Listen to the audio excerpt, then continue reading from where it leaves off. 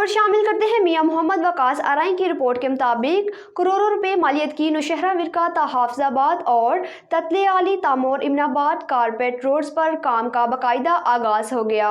इससे पहले नौशहरा विरका ततलियाली और मारी बिनरा ता गुमनवाला कारपेट रोड्स की तामीर जारी है, जबकि अवान चौक ता बाग चौक की कारपेट रोड तकमील की आखिरी मुराहल में है। ये मनसूबे मुस्लिम लीगी रहनुमा चौधरी अजहर कयूम नाहरा साबिक MNA ने PDM के दौरे हुकूमत में मंजूर करवाए।